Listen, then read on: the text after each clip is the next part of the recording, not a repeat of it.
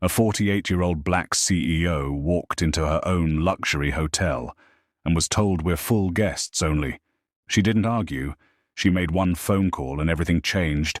She didn't want anything fancy, no welcome party, no red carpet, just a key, a warm bed and a night to reset before a board meeting she hadn't planned on attending in person.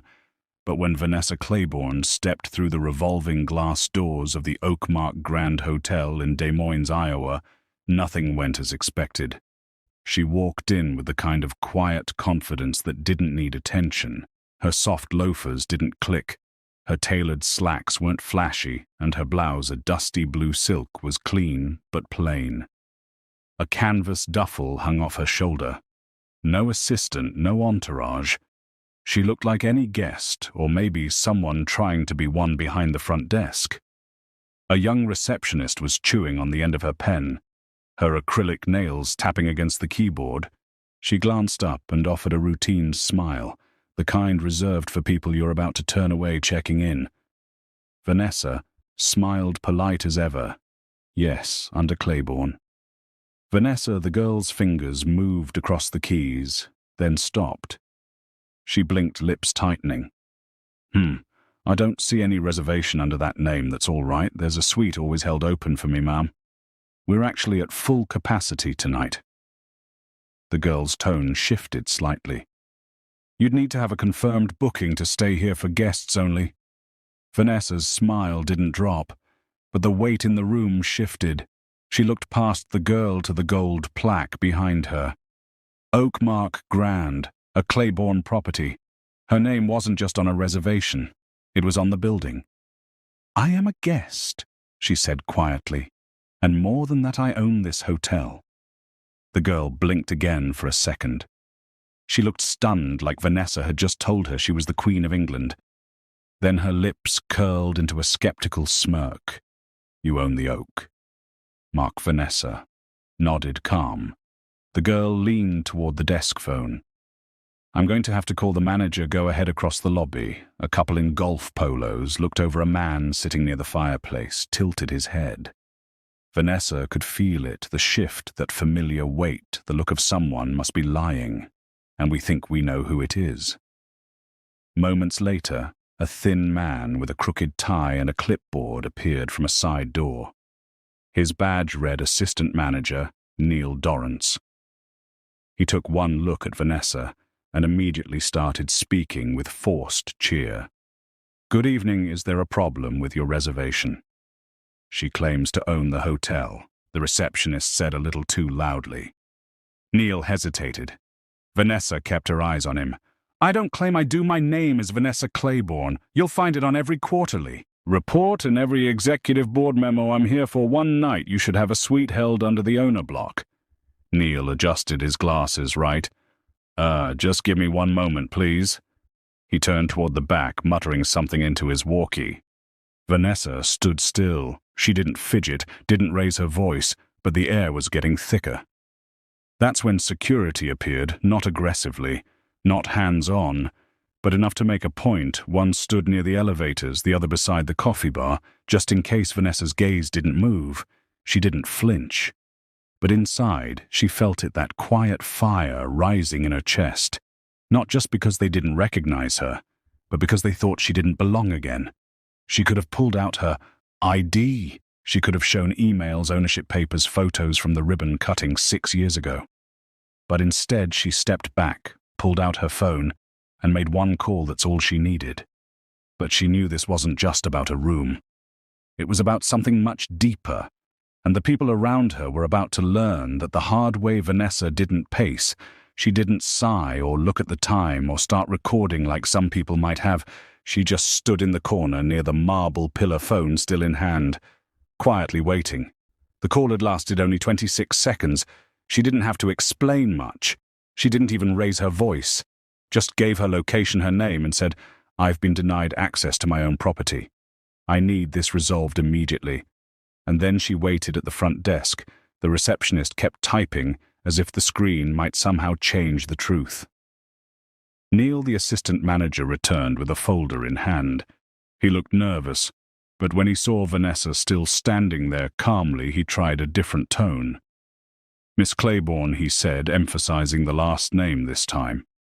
I think there's been a mix-up. We just want to verify. Vanessa cut in gently. You can verify all you want. I'm not moving. Neil looked past her to the security guard who didn't budge.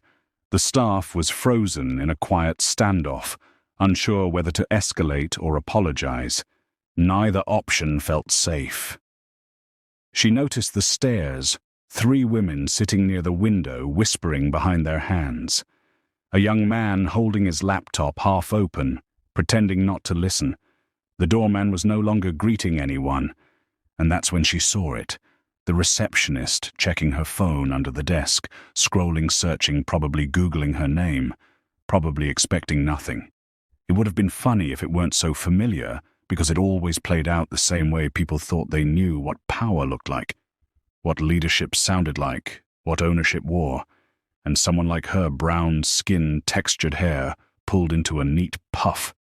No. Designer purse, no loud jewelry.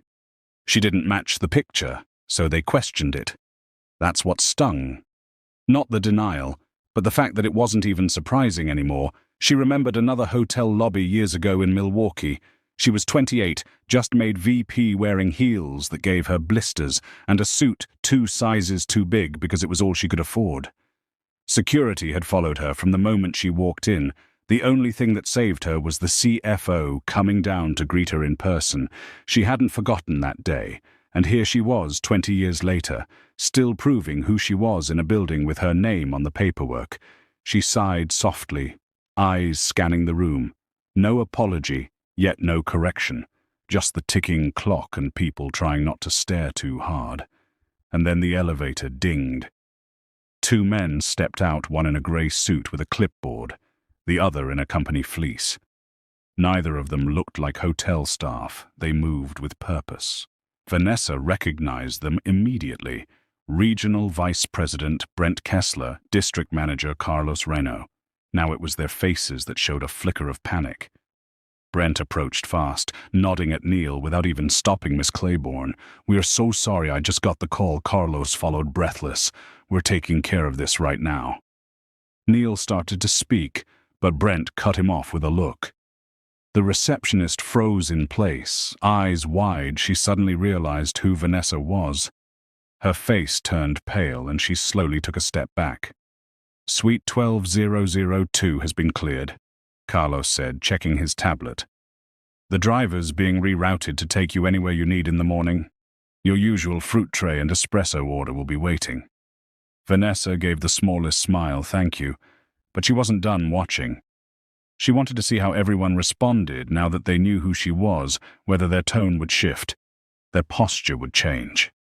She wanted to witness the way power worked when it finally entered the room. Because it's one thing to be disrespected when people don't know your name, but it's something else entirely when they do and choose to do it anyway. Carlos pulled Neil aside, his voice low but sharp. Brent was already on the phone speaking in clipped phrases about HR protocol and service misconduct. The tension that had once been aimed at Vanessa was now redirecting itself inward, ricocheting through the staff like a pinball of panic. Vanessa didn't gloat. She didn't fold her arms or raise her chin in victory. She simply walked back to the front desk, slow, quiet steps, and placed her phone on the counter. "I'll take the 12th floor suite," she said, her voice even, same setup. "Please send someone up to confirm it's clean." The receptionist opened her mouth, but couldn't find the words. Vanessa didn't wait for her to try. She turned to Brent. "Have I been checked in? Just finished." Brent replied, flipping his clipboard. "You'll have 2 key cards and an incident report by the time you're in the elevator, good. And the rest," he nodded. "We've issued a site-wide notification. Corporate audit team is on standby. All current staff will be required to go through recertification on guest protocol, and disciplinary actions will begin tonight." Vanessa glanced over at the receptionist, who was now nervously biting the inside of her cheek. Her acrylic nails tapped against the desk, but the rhythm had changed, no longer. Careless now. Anxious. "You'll speak to her," Vanessa said plainly. Brent cleared his throat. "Yes, ma'am. Privately with HR present." Carlos looked ready to say more, but Vanessa raised one hand. "I'll speak to her too. Not now after I've rested." She took the keycards, nodded once, and walked toward the elevator. Heads turned. Some guests whispered. Others watched in silence, but no one spoke to her directly. The elevator doors opened as they closed behind her.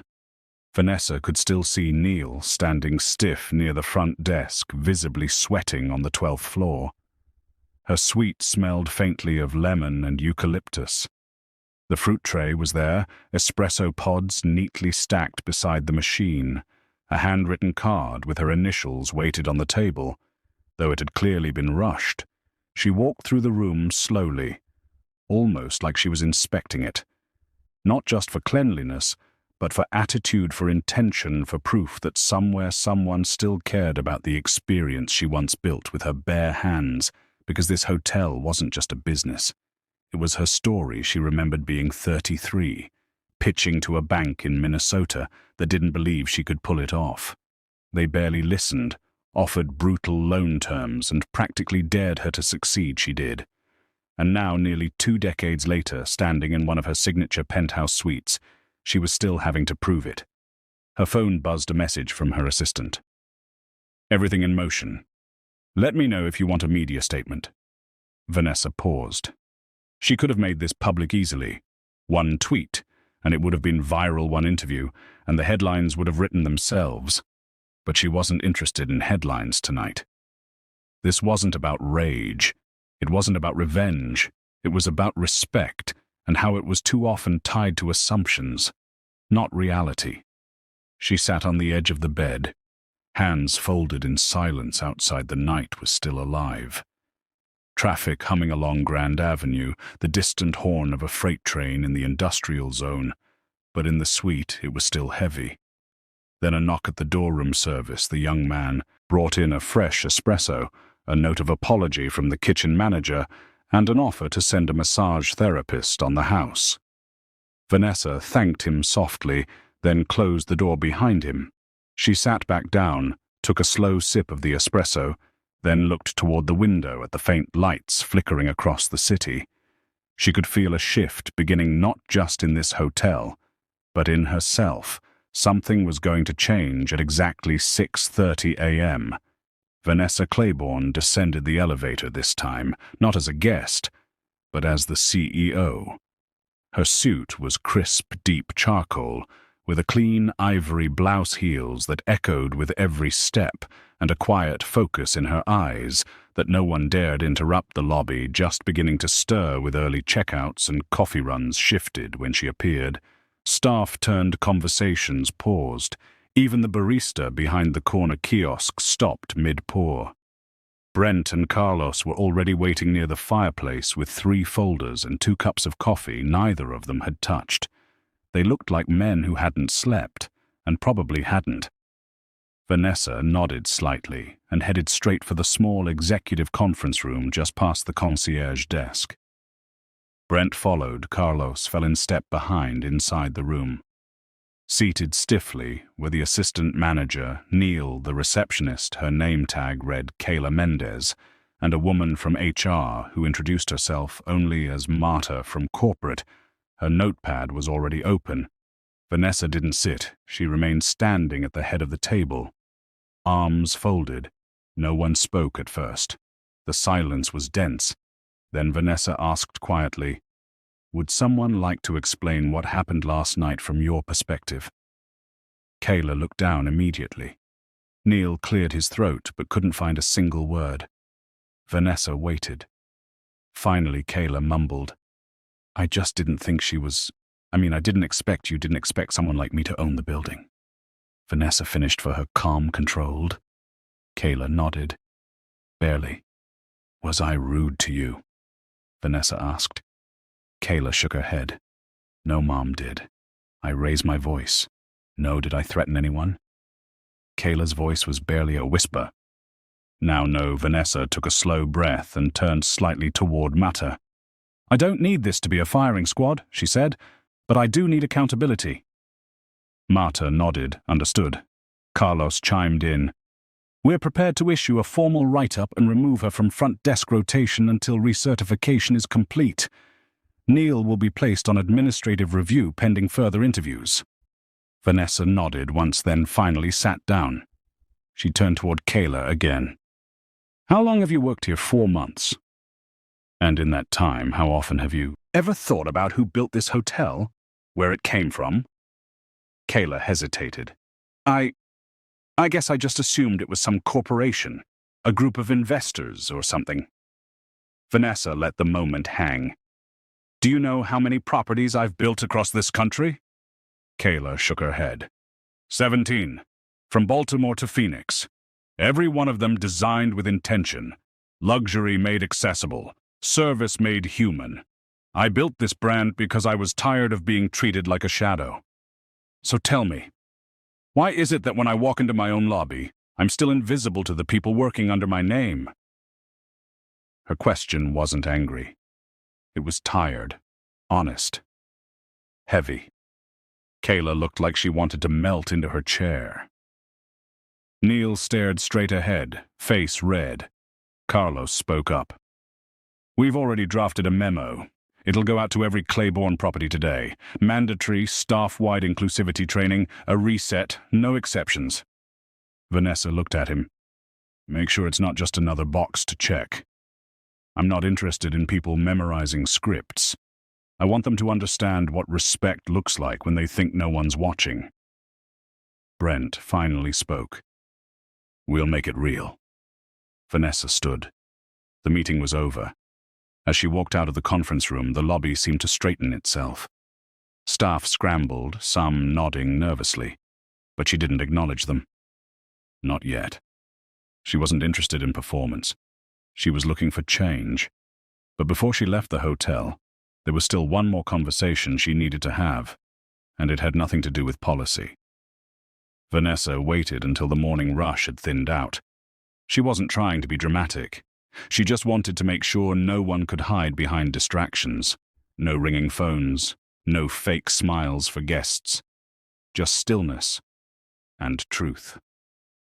She spotted Kayla Mendez in the staff lounge behind the coffee bar, seated alone at a narrow table with a half-eaten blueberry muffin in front of her. Her phone was face down. She looked like she hadn't slept either. Vanessa didn't send someone to get her. She walked in herself. Kayla sat up fast, nearly knocking over her drink. "Relax," Vanessa said, pulling out the chair across from her. "I just want to talk." Kayla swallowed hard. "Yes, ma'am." "Drop the ma'am," Vanessa said gently. "This isn't a hearing." Kayla nodded, eyes down. They sat for a moment in silence, the hum of the fridge and the soft buzz of overhead lights filling the space between them. Then Vanessa spoke. "Have you ever worked in a place where you felt small?" Kayla blinked, looked up. "Yeah, most of the time." "Tell me." Kayla hesitated, then shrugged. "I worked at a diner off I-80 for a year, wore a paper hat, got yelled at by the cooks every shift. Some customers never tipped. Some called me kid, even though I was 27. I felt invisible most days." Vanessa leaned back. "So you know what it feels like? To be ignored?" Kayla nodded. "Yes." "Then help me understand," Vanessa said, her tone calm and steady. "How you looked me in the eye last night and decided I didn't belong here." The silence that followed wasn't empty. It was heavy, full of guilt, of realization, of something finally settling into place. Kayla's voice came out rough. "I don't know. I didn't mean to. When you walked in, I thought maybe you were lost or waiting for someone else. You didn't look like—" She stopped herself. "Didn't look like what?" Kayla shook her head. "Like the kind of person who owns hotels." Vanessa didn't flinch. "And what does that kind of person look like?" Kayla didn't answer. "That's the real problem," Vanessa said. "People have a picture in their head, clean-cut, probably male, probably older, definitely not me. And that picture doesn't just live in your head. It affects decisions. It shapes behavior. I'm sorry, Kayla said quietly. Really, I know that's not enough, but I am. Vanessa nodded slowly. It's a start, but I'm not here for an apology. I came because I wanted you to see me, not just as your boss, not as a cautionary tale, as a person. Kayla looked confused. I was you once, Vanessa continued. I started as a receptionist, got mistaken for a janitor more times than I can count. People called me sweetheart and honey, like I wasn't the one keeping the place running. Every time, I had to decide whether to fight or let it go. And when I finally made it into the boardroom, I promised myself I'd build places where people like you could grow. Kayla's eyes widened. You really started as a receptionist? Vanessa smiled. In St. Paul. My first boss told me I sounded too educated to be on phones and moved me to night audit. That's how it started. Kayla almost laughed. That's unreal. It shouldn't be, Vanessa said. It should be normal. She stood up. I don't need you to be perfect, but I do need you to be aware. Every guest who walks through that door, old, young, dressed up or not, deserves dignity. Start there, and you'll never have to recover from a moment like last night again. Kayla stood too. Thank you for talking to me. I mean that. Vanessa nodded once and walked out, leaving Kayla standing there. But as she stepped back through the lounge door, something in her felt lighter, because the message had finally landed where it needed to. By mid-morning, the rhythm of the Oakmark Grand had returned, at least on the surface. Guests wheeled their bags across polished tile. Coffee cups clinked softly at the bar. A small family asked about nearby zoos. The world moved on, like it always does. But inside the management office, something had shifted. Brent stood by the window, watching the valet rotate cars in front of the main doors. Carlos typed quietly at his laptop, drafting the official internal memo. Marta, the HR lead, reviewed the new onboarding modules with a stony focus. And in the center of it all, Vanessa sat reading a fresh stack of evaluations. Personnel files flagged for review.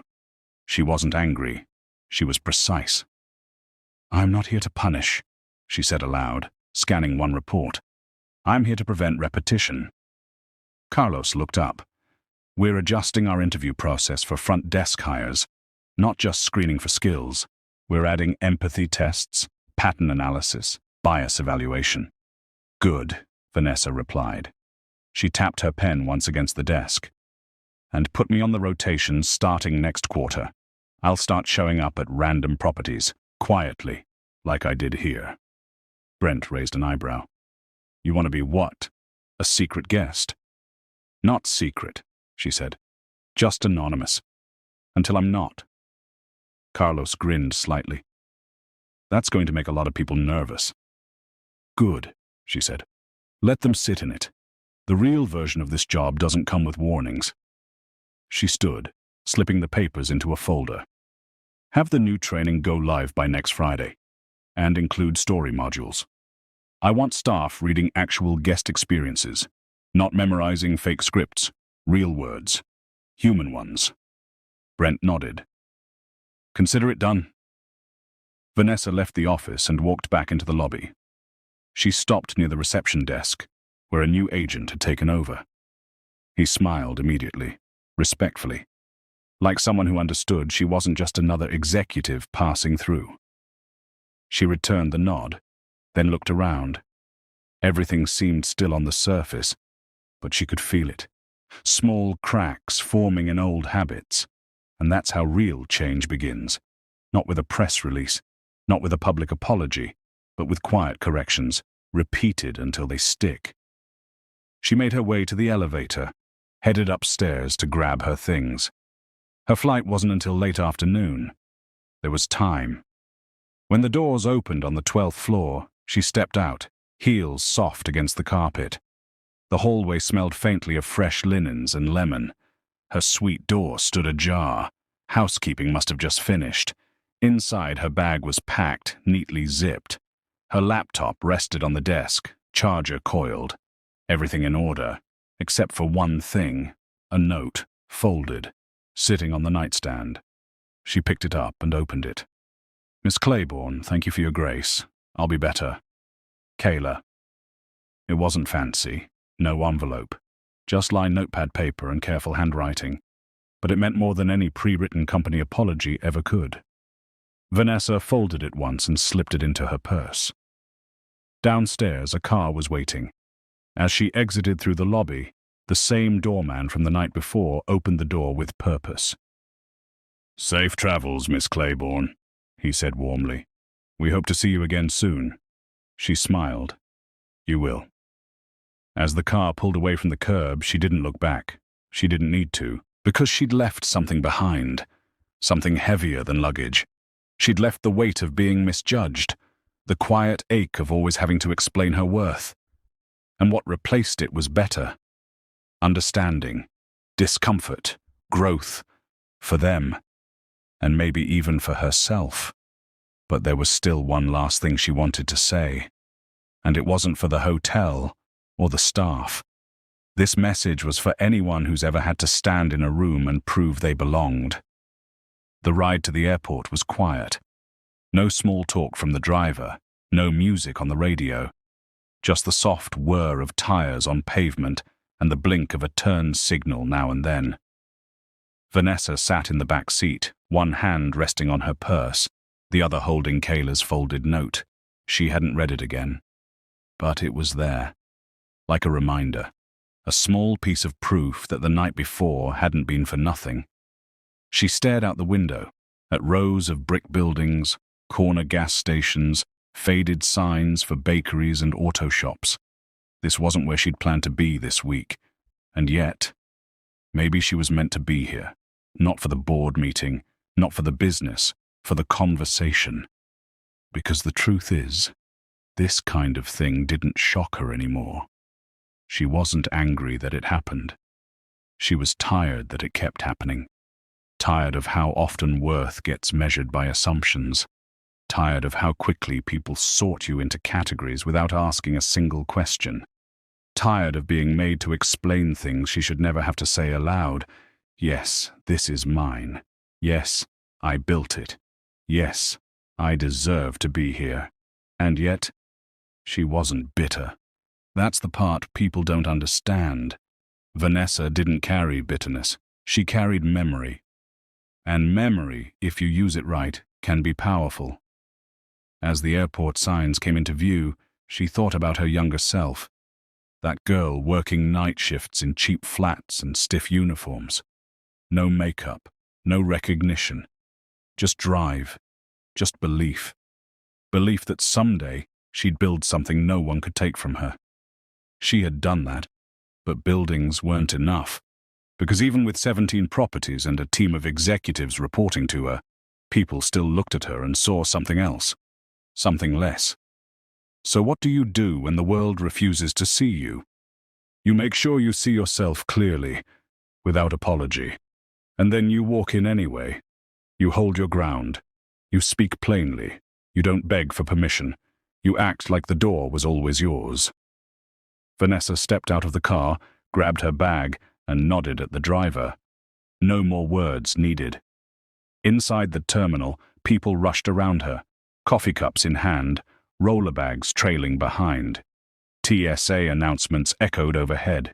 She moved quietly, almost invisible again in the shuffle of strangers.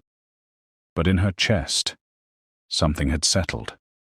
She had taken a moment of humiliation and turned it into a mirror, one that forced everyone in that hotel to finally see themselves. And mirrors don't lie. They show you who you really are. She hoped Kayla would grow from it. She hoped Neil would learn. She hoped Carlos and Brent would follow through on every promise made in that office. But if they didn't, she'd still be standing. She always had. Because dignity wasn't something anyone ever gave her. It was something she never gave up. And for anyone watching, anyone listening, anyone who's ever been dismissed, doubted, or spoken to like they didn't matter, Vanessa had one final thing to say. You don't have to shout to be heard. You just have to know who you are and walk like it. Every single time. Let them be uncomfortable. Let them learn. Let them wonder how they missed it. And when they finally see you, make sure they never forget. If this story made you pause, reflect, or feel something deep in your chest, share it. Leave a comment. And don't forget to subscribe for more stories that speak to truth, power, and the people who refuse to be ignored.